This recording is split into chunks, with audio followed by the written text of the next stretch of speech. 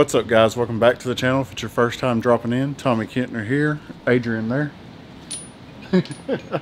and new WRX there, and package there. So guys, we're going to be putting in the JB4 today. I know y'all been waiting for it, so let's get to this unboxing, or should it be unbagging?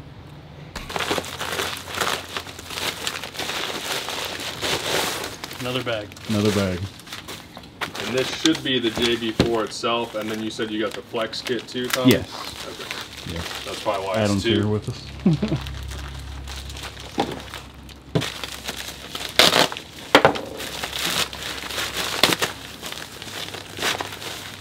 Flex kit.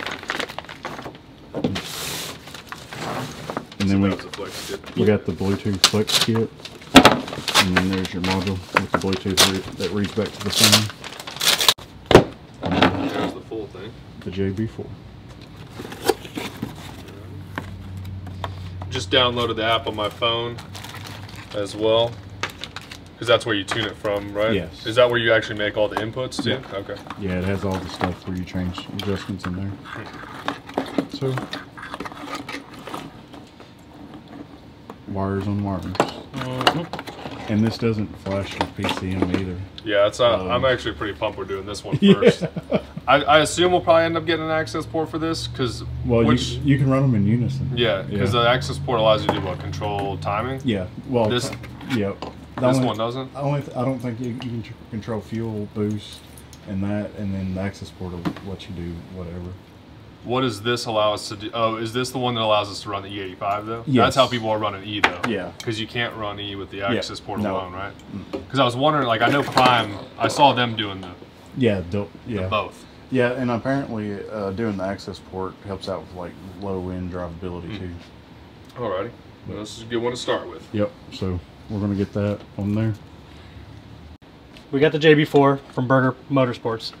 Now, Tommy and Adam opted to get the Bluetooth kit to be able to Bluetooth to the car, obviously, along with the flex fuel kit. Now, in order to install both of those, you actually have to open up the JB4, and we have to install the Bluetooth kit into the JB4. It comes with screws to be able to attach it. And then along with that, because we're doing flex fuel, the white wire, part of the flex fuel kit, has to be put into pin number 4 in the 25 pin connector back here. So in order to do that, you have to pull the 2 screws out, pull the connector off the circuit board, put your pin in, put it all back together, put your Bluetooth back together, close up the box, and then you're good to start running wires. Bluetooth pistons not included? Nope, not this time. What about Bluetooth rods? Nope. Nope. Nope. Damn. Bluetooth draw shaft? Nope. I almost have a Bluetooth drive shaft on the S209. One step away. One step away. All right. He's going to reassemble that, and then we'll move on to the next part of this install. All right, guys. Adrian's got the harness kind of laid out and mocked up.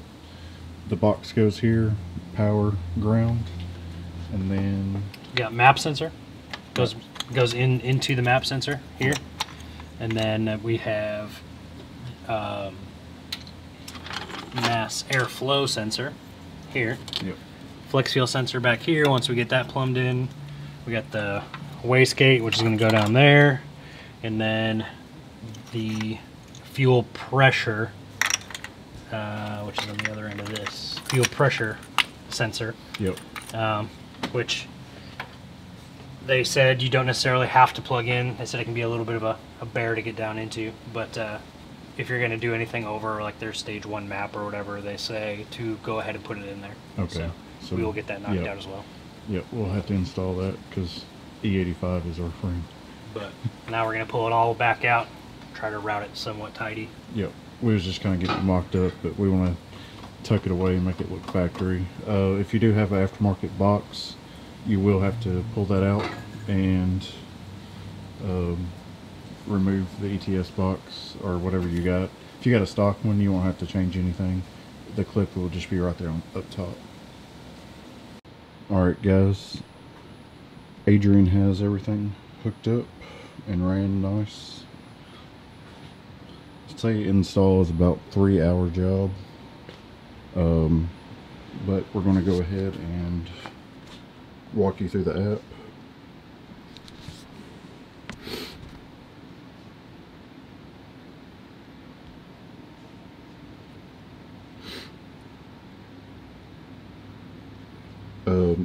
You will just hit connect and you have to create an account. So register this and then do all that, and then it's just as simple as hitting that. You can pick your maps, and then we'll walk you through more of that later, but I'll go ahead and show you when the car started what it looks like.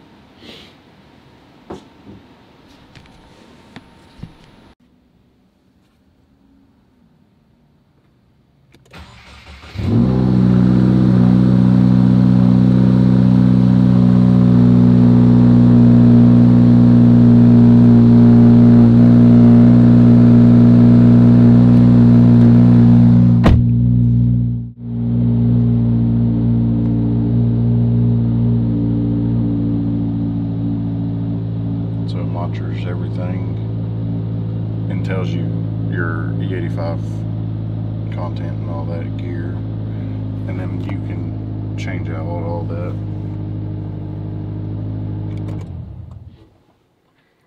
And then tells you what map you're in,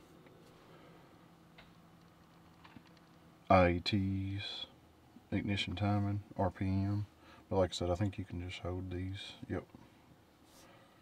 Change it to all that stuff. But guys, that was just a quick walkthrough.